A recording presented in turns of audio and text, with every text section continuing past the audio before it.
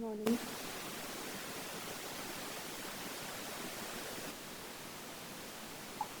बेटा एक दो दिन एडजस्ट कर लो ये टाइमिंग। संडे तक क्लासेस ही लूँगी, संडे तक सिलेबस ख़त्म करा दूँगी, उसके बाद तो तुम्हारी ऑफलाइन क्लासेस ही हैं।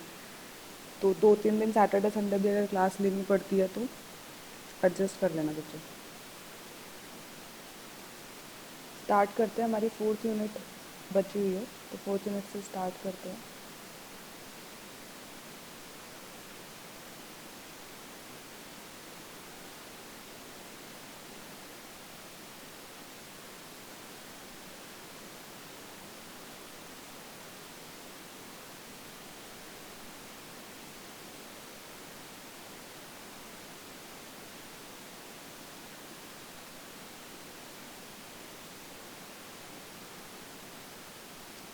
4th यूनिट में जो हमारे पास टॉपिक है वो है डिस्ट्रीब्यूटेड डेटाबेस सिस्टम और रियल टाइम सिस्टम।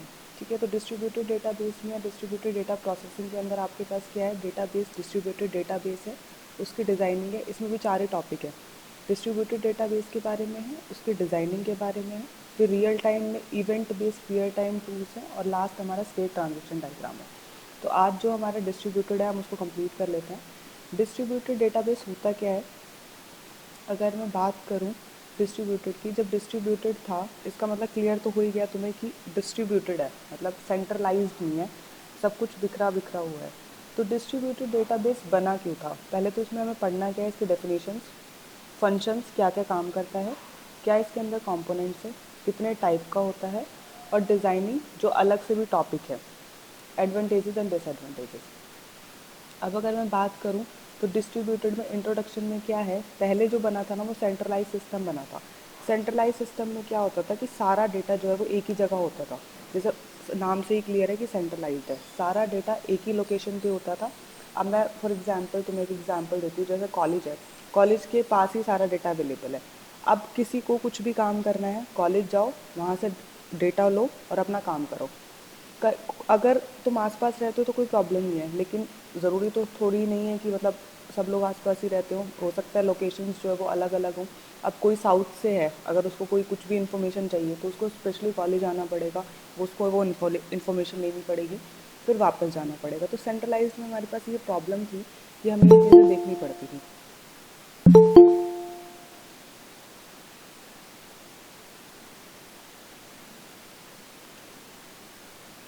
इसीलिए जब सेंट्रलाइज की वजह से बहुत सारी प्रॉब्लम होने लगी, एक तो उस पर लोड बढ़ने लगा क्योंकि एक ही इंसान के पास सारा काम होता था। तो उसको ये होता था कि अब वो मतलब जिसकी वजह से मैसेजेस में डिले भी होते थे। सारी चीज़ें मैंने अंडरलाइन करी हुई हैं। पहली चीज़ जो मैंने बताई है, जोग्राफिकल लोकेशन की वजह से जो प्रॉब्लम आती है। उसके बाद और प्रॉब्लम क्या आती है कि मैसेजेस जो है वो लॉस हो जाते हैं, मैसेजेस जो है वो पहुंच नहीं पाते जहाँ उनको पहुंचना होता है, फेलियर हो जाता है उनका। और डिले तो होता ही है फॉर श्योर। डिले इसलिए होता है क्योंकि आप एक ही सिस्टम पे सारा डेटा है, तो बहुत सारे लोग अगर उसको एक्सेस करने के लिए आ गए तो उस टाइम पे उनको वेट करना पड़ेगा। जनरली जब आप रिजल्ट्स देखते हो तो बहुत सारी लोगों का, बहुत सारी कॉलेजेस का, बहुत सारे बच्चों का, सब सारी स्ट्रीम्स का एक साथ रिजल्ट आ जाता है, जिसकी वजह से साइट्स जो है वो काम नहीं कर पाती। तो वो इसलिए है क्योंकि लोड उसके ऊपर इंक्रीज़ हो जाता है, जिसकी वजह से डेटा डिले होता है। तो ये सारी प्रॉब्लम थी सेंट्रलाइज्ड की, तो इसलिए हमने डिस्ट्रीब्यूटेड डेटाबेस बनाया। डिस्ट्रीब्यूटेड डेटाबेस के अंदर क्या होता है, सबके पास अपनी अपनी चीज़ें हैं। मेरे पास अपना कंप्यूटर है, मेरे पास अपना सीपीयू है, माउस है, मेरे पास अपना डेटा है, मेरे को किसी और के पास जाने की ज़रूरत नहीं है। तो जो भी हमारी सेंट्रलाइज में प्रॉब्लम थी वो सारी इसके अंदर कवर होती है।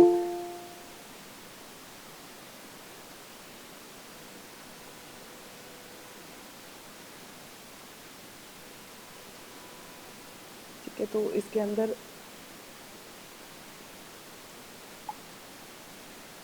ये सारी चीज़ें हैं कि डिस्ट्रीब्यूटेड में जो भी थी आप आराम से कम्युनिकेट कर सकते हो, मैसेजेस का कोई इशू नहीं होते, अलग अलग साइजेस के साथ आप आराम से कनेक्ट कर सकते हो, किसी को भी किसी के साथ कनेक्ट कर सकते हो। डेटा जो है वो शेयर्ड होता है, ऐसा नहीं है कि एक के पास ही डेटा है। तो ट्रांजेक्शन्स होती रहती हैं एक जगह से दूसरी जगह। बस यही मेन डिफरेंस है सेंट्रलाइज और डिस्ट्रीब्यूटेड में। सेंट्रलाइज में सारा डेटा एक लोकेशन पे होता है और डिस्ट्रीब्यूटेड में सारी लोकेशंस पे होता है। अब ऐसा नहीं है कि डिस्ट्रीब्यूटेड अच्छा ही है, उसके भी एडवांटेजेस और डिसएडवांटेजेस हैं। क्या क्या चीज़ें आती हैं इसके अंदर, इंट्रोडक्शन के ही अंदर आता है। डेटाबेस आपको पता है जहाँ पे सारा डेटा होता है, डिस्ट्रीब्यूटेड जो हर लोकेशन पे सारा डेटा अवेलेबल होगा। इसको जो मैनेज करेगा वो मेरा डिस्ट्रीब्यूटेड डेटाबेस मैनेजमेंट सिस्टम होता है। हमने DBMS पढ़ा हुआ है जो डेटाबेस मैनेजमेंट सिस्टम है, लेकिन जो डिस्ट्रीब्यूटेड को मैनेज करेगा that is DDBMS, distributed database management system. एक होता है डिस्ट्रीब्यूटेड प्रोसेसिंग, जो भी इंफॉर्मेशन है प्रोसेसर्स जैसे होते हैं जो इंफॉर्मेशन को प्रोसेस करते हैं, तो वो हमारा डिस्ट्रीब्यूटेड प्रोसेसिंग के अंदर आता है। अब फंक्शंस की बात करें, हमारे पास यहाँ पे अलग अलग फंक्शंस अलग अलग काम करता है।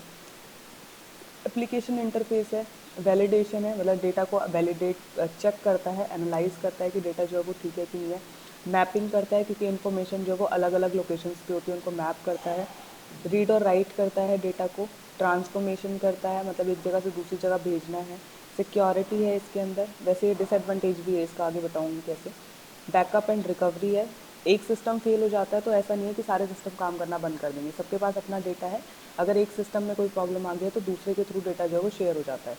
क्वेरी ऑप्टिमाइजेशन है, ज़्यादा क्वेरी बड़ी ऑप्टिमाइजेशन है छोटी छोटी क्वेरीज जिसके थ्रू हम डेटा को एक्सेस करते हैं। डेटाबेस एडमिनिस्ट्रेटर है, जो डेटाबेस एडमिनिस्ट्रेटर होता है वो डेटाबेस को मैनेज करने के लिए यूज़ होता है, तो वो सारी चीज़ें हेल्पफुल होती हैं उसके लिए। ट्रांजेक्शन्स को मैनेज करता है, कौन सा डेटा कहाँ से कहाँ मूव होगा।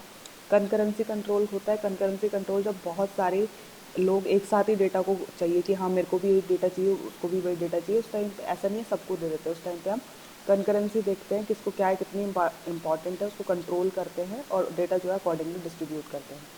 Data privacy. कंपोनेंट्स की बात करें तो किससे DDBMS बनता है, मैंने ये तो बता दिया, सबके पास अपनी अपनी चीज़ें हैं, लेकिन वो चीज़ें हैं क्या।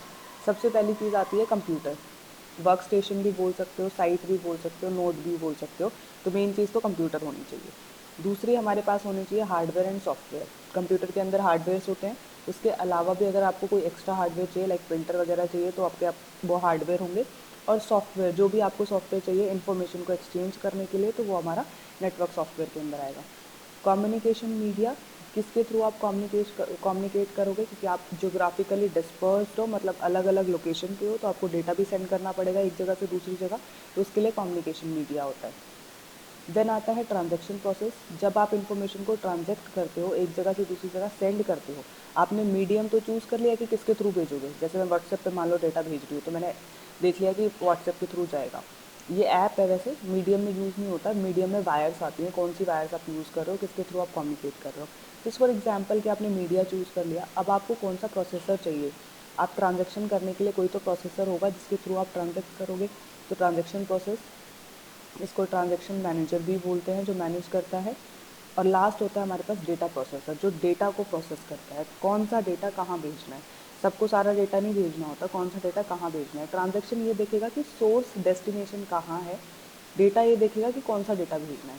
तो 5 चीज़ें होती हैं इसके अंदर, पहले कंप्यूटर हो, कंप्यूटर के बाद आपके पास हार्डवेयर और सॉफ्टवेयर हो, हार्डवेयर सॉफ्टवेयर के पास बाद आपके पास ट्रांजैक्शन प्रोजेक्ट वो कम्युनिकेशन मीडिया हो जिसके थ्रू आप डेटा सेंड करोगे, ट्रांजैक्शन प्रोसेसर और डेटा प्रोसेसर। अब बात आ जाती है एडवांटेजेस और डिसएडवांटेजेस की। तो एडवांटेजेस की बात करें तो शेयरिंग एबिलिटी इंप्रूव हो गई, जैसे मैंने बोला कि एक जगह पे डेटा नहीं है, डिस्ट्रीब्यूटेड है। अब अगर आपने कोई सपोज़ कि आप कहीं बैंक अकाउंट में जाते हो, बैंकिंग का एग्जांपल है यहाँ पे, आपने कहीं पे फरीदाबाद में अपना अकाउंट खुलवा लिया, अब कहीं आप कहीं और मूव हो गए और आपका सपोज़ कि एक्सिस बैंक में है, आप कहीं और मूव हो गए, तो अब आपको एक्सिस बैंक, ऐसा नहीं है कि आपको फरीदाबाद की ही एक्सिस ब्रांच में आना पड़ेगा, हर एक्सिस ब्रांच में आपका डेटा होगा, आप किसी भी एक्सिस ब्रांच में जाके अपना काम करवा सकते हो। तो दैट इज़ हमारा डिस्ट्रीब्यूटेड डेटाबेस। तो शेयरिंग एबिलिटी इंप्रूव हो गई है। लोकल ऑटोनॉमी है, मतलब लोकली आप जो भी आपके पास नियरेस्ट है आप उस ब्रांच में जाके अपना काम कर सकते हो, आपको ग्लोबल घूमने की ज़रूरत नहीं है, मतलब लोकल है सब कुछ। अवेलेबिलिटी है, एक सिस्टम फेल हो गया तो दूसरा सिस्टम काम करेगा, ऐसा नहीं है कि एक सिस्टम फेल हो गया तो सारा सिस्टम बंद हो जाएगा। भाई एग्जांपल ले लो बैंक वाले ही, अगर आप एक ऑफिसर के पास जाते हो या एक मतलब जो भी आपका मैनेज करते हैं वहाँ पे उनके पास जाते हो, इन केस उनके पास काम सही नहीं हो रहा है, मतलब उनका सिस्टम हैंग हो गया है, तो आप दूसरे के पास जाके काम करा सकते हो, ऐसा तो नहीं है कि पूरी ब्रांच के सिस्टम हैंग हो जाएंगे। तो दैट इज़ अवेलेबिलिटी। रिलायबिलिटी, आप ट्रस्ट कर सकते हो क्योंकि आपके पास रेप्लिकेटेड कॉपी हैं, तो कभी भी फेलियर के चांसेस नहीं होंगे, इसलिए आप उनको ट्रस्ट कर सकते हो। इसकी वजह से परफॉर्मेंस भी इम्प्रूव होती है, डेटा जो है वो जल्दी आपके पास आ जाता है, जल्दी आप रिस्पॉन्ड कर सकते हो, कोई भी प्रॉब्लम है उसके थ्रू जो भी है फटाफट सॉल्यूशन निकाल सकते हो, जिसकी वजह से टाइम कम लगता है और परफॉर्मेंस जो है वो इंक्रीज हो जाती है। मतलब इन शॉर्ट डिलेज नहीं होते, डिलेज नहीं होते तो परफॉर्मेंस अच्छी होती है। जितना जल्दी आपको रिप्लाई मिलेगा उतनी अच्छी सिस्टम की परफॉर्मेंस मानी जाती है। ईजियर एक्सप्रेशन है, 1 मिनट बेटे।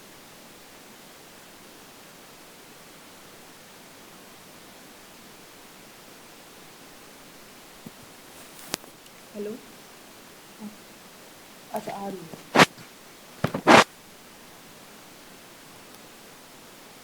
ठीक है, ईजियर है एक्सपेंशन, बढ़ाना है, कोई भी कम्युनिकेशन करना है कर सकते हो।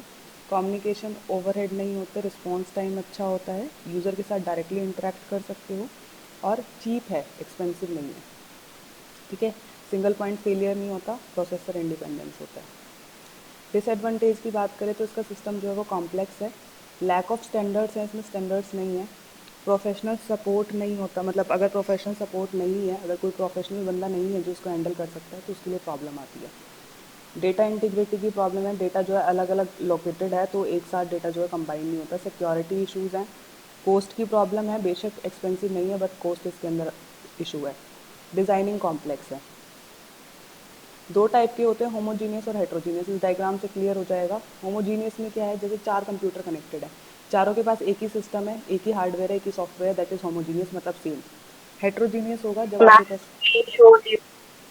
स्क्रीन नहीं शो हो रही। अच्छा,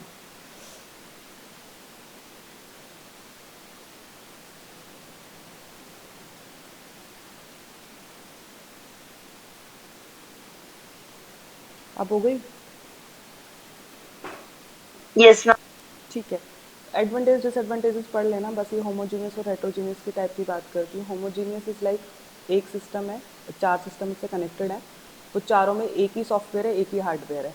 हेट्रोजीनियस में जैसे ओरेकल ओरेकल लिखा हुआ है चारों में, हेट्रोजीनियस में एक ओरेकल है, एक डेटाबेस है, एक सिसबेस है, मतलब सब कुछ अलग अलग है, सिस्टम में सब कुछ अलग अलग है, वो एक दूसरे के साथ कनेक्टेड है, बस यही चीज़ें हैं। होमोजीनियस जो है वो प्रैक्टिकली पॉसिबल नहीं होता, ज़रूरी नहीं होता सबके पास सेम फ़ोन हो, सेम लैपटॉप हो, सेम हार्डवेयर हो, सेम सॉफ्टवेयर हो। हेट्रोजीनियस पॉसिबल है बट थोड़ा सा कॉम्प्लेक्स होता है उनको कनेक्ट करना। ट्रांसलेटर्स चाहिए होते हैं क्योंकि सबके पास सेम चीज़ें नहीं होती, तो एक दूसरे को ट्रांसलेट करने होते हैं। ठीक है, तो बस यही है बेटा, बाकी आगे रिवाइज़ कराऊंगी तब करा दूंगी, अटेंडेंस में लगा दूंगी अभी। ठीक है, तो तुम लोग अपना पढ़ लेना। ठीक है, ओके।